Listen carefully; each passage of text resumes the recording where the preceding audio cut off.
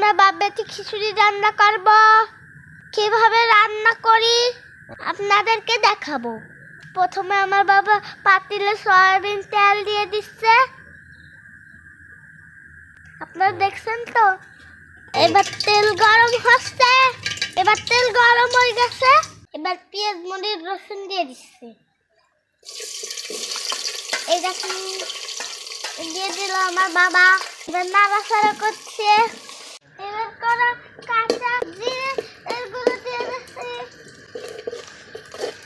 এবার আমার বাবা নাড়িয়ে দিচ্ছে। পেঁয়াজ মরিচ ফ্রাই করা হয়ে গেছে বন্ধুরা। এবার হলুদ দিয়ে দিলাম পরিমাণ মতো হলুদ, আপনারা দেখে দেখে শিখে নিন। এরপরে ধনিয়ার গুঁড়া,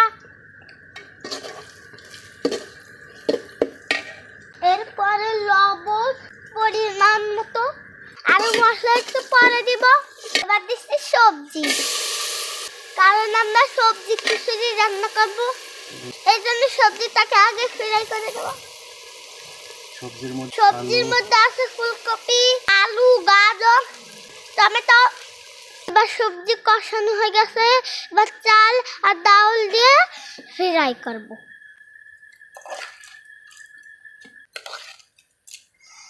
আপনারা দেখে দেখে শিখে নিন, কি যে মজা হবে আজ।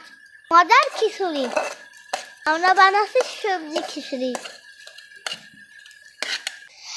হ্যালো গাইস, সব কিছু দেওয়া হয়ে গেছে, এখন ঢাইকে দিলাম।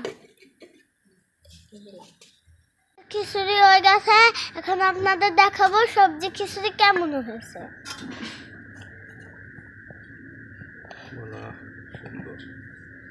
সুন্দর সুন্দর শান্ত হয়েছে, খুব মজা হবে। আপনারা এসে যান আমাদের সাথে।